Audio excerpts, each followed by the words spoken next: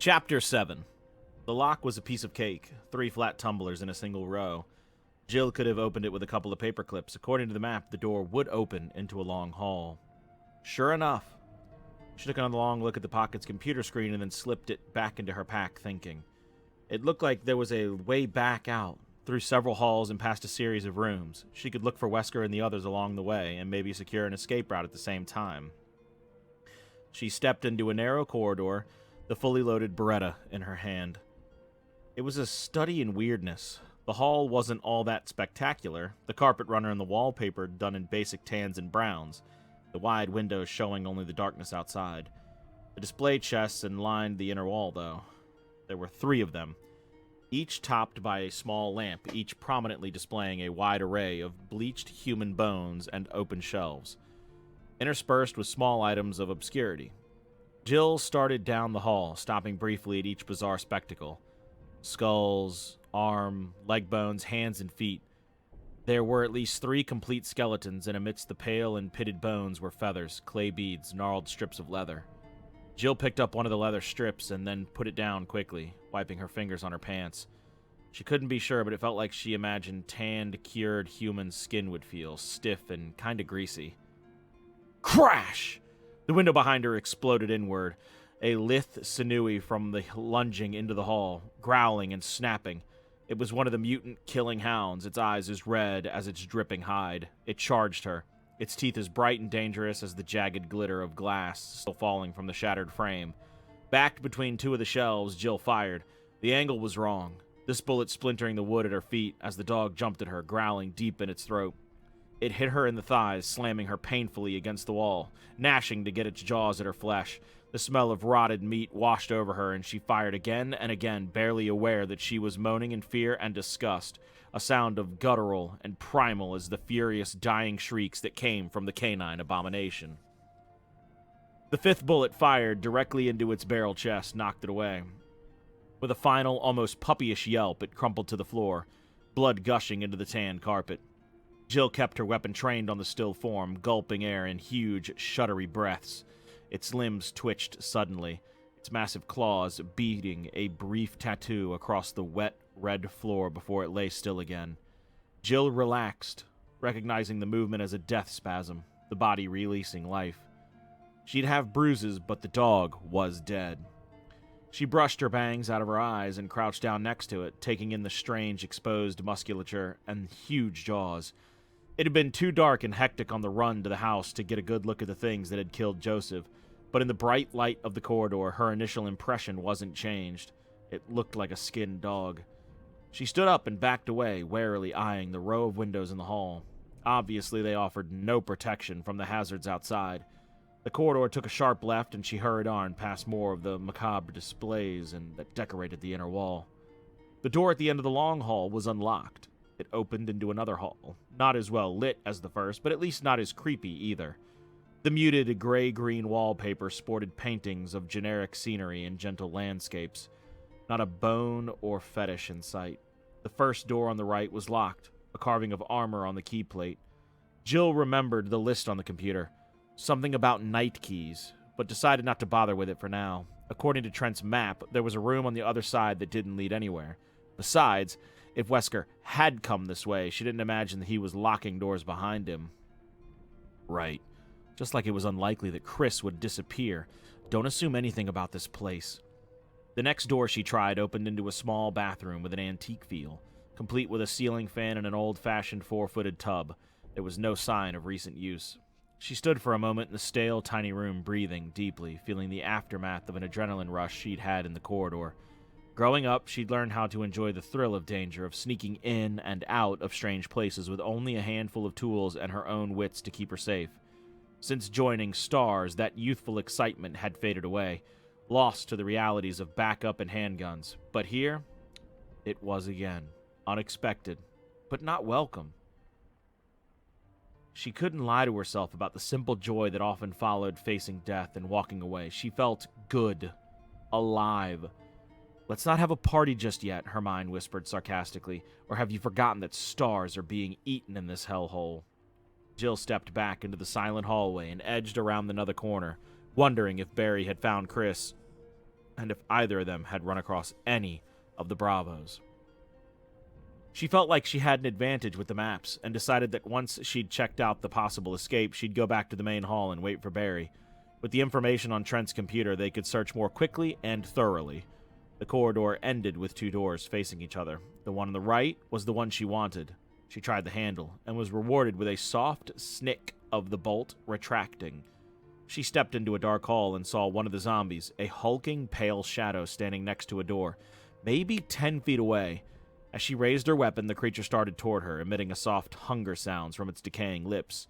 One of its arms hung limply at its side, and although Jill could see jagged bone protruding from the shoulder, it still clenched and unclenched its rotting fist eagerly as it reached out with its other arm.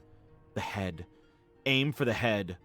The shots were incredibly loud in the chilly gloom, the first blowing off its left ear, the second and third punching holes into its skull just above its pallid brow. Dark fluids streamed down the peeling face, and it fell to its knees, its flat, lifeless eyes rolling back into its head. There was a shuffling movement in the shadows at the back of the hall to the right, exactly where she wanted to go.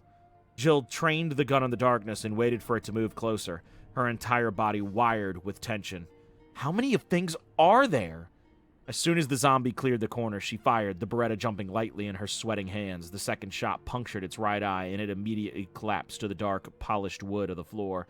The sticky, vicious matter of the blown eyeball flecked across its skeletal face. Jill waited, but other than the spreading pools of blood around the dead creatures, nothing moved. Breathing through her mouth to avoid the worst of the stench, she hurried to the back of the hall and turned right down a short, tight passage that dead-ended at a rusting metal door. It creaked open, and fresh air flooded past her. Warm and clean after the morgue-like chill of the house, Jill grinned, hearing the drone of cicadas and crickets on the night air. She'd reached the final leg of her little excursion, and although she wasn't outside yet, the sounds and smells of the forest renewed her sense of accomplishment. Got a secured path now, straight to the back of this place. We can head north, hit one of the logging roads, and hike down to the barricade. She stepped out into a covered walkway, a mosaic of green stone surrounded by high concrete walls. There were small, intermittent openings near the ceiling of the pathway, accounting for the faint, pine-scented breeze. Ivy trickled down from the arched openings like a reminder of the outside world.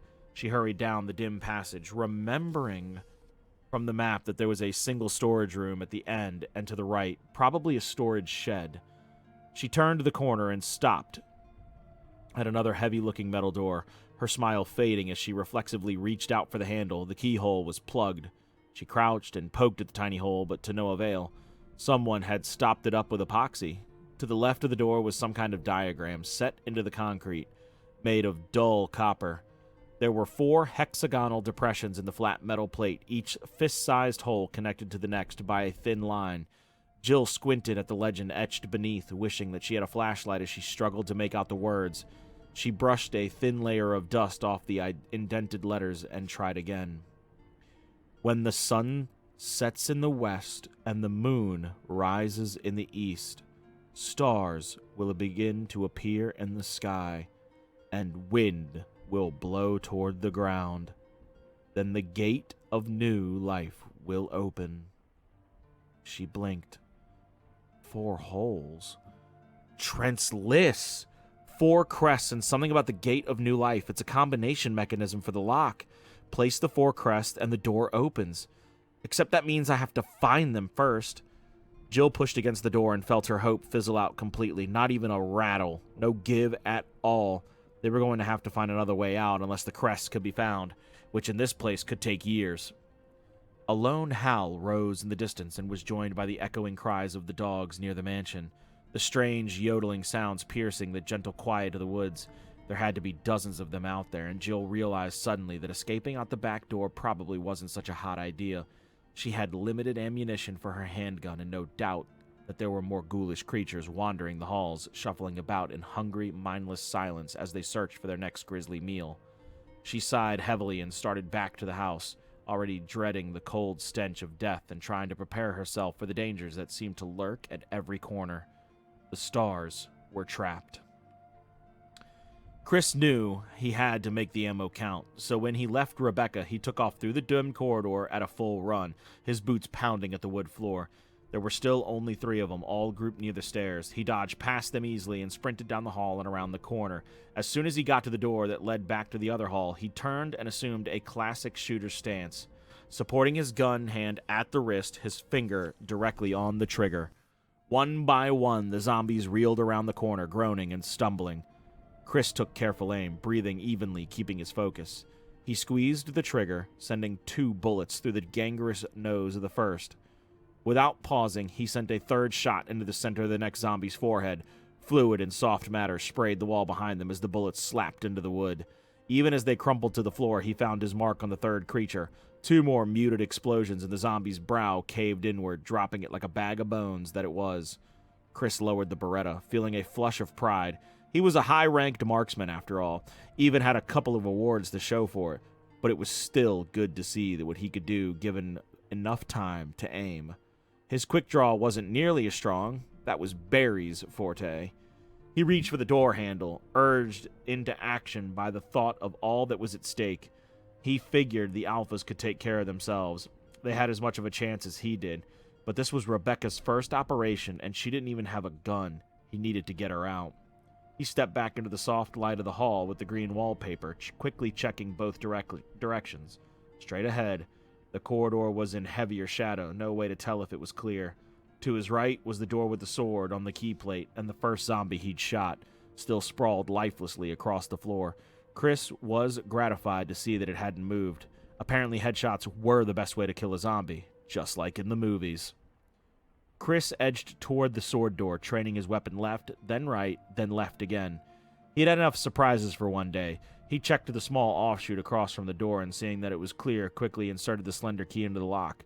It turned smoothly. Chris stepped into the bedroom, only slightly better lit than the corridor.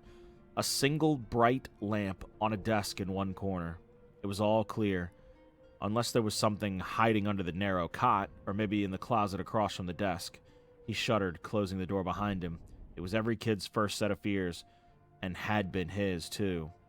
Monsters in the closet. And the thing that lived under the bed, waiting for the careless child's ankle to come within reach.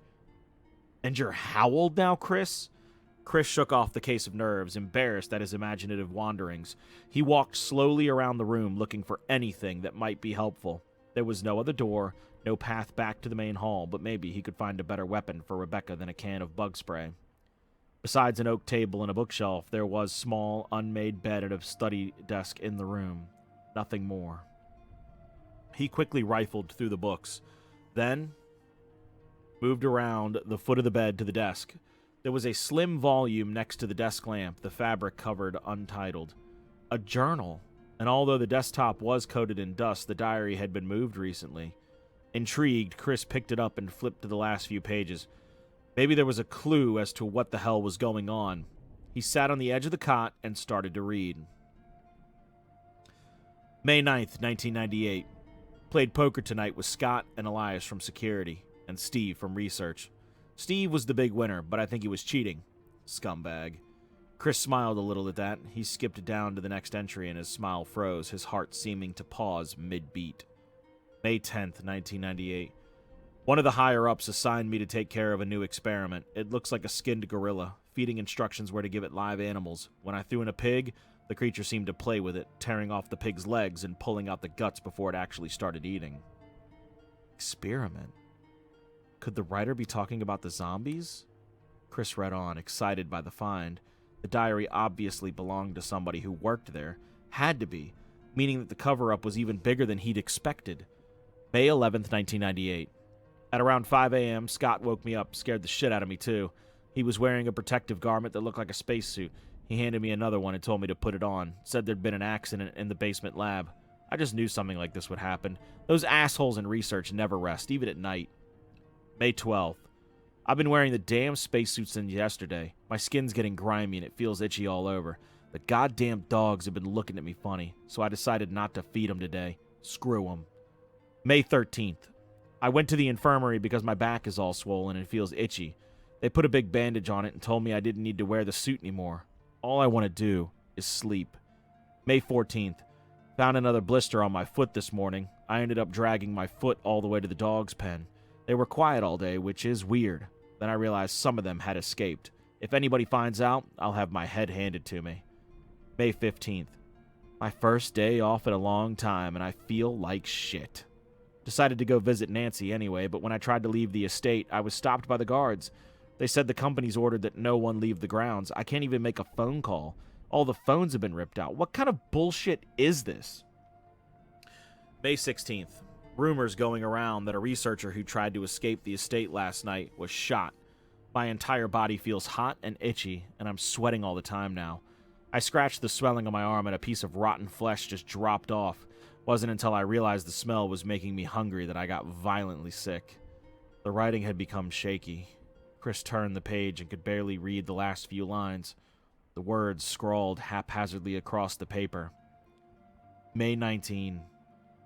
Fever gone but itchy. Hungry and eat doggy food. Itchy Scott came. Ugly face so killed him. Tasty. 4. Itchy. Tasty.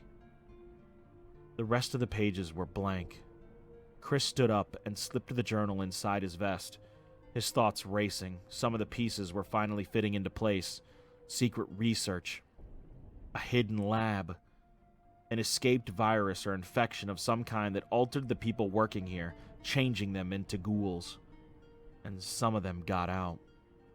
The murderers and attacks on Raccoon started in late May, coinciding with the effects of the accident.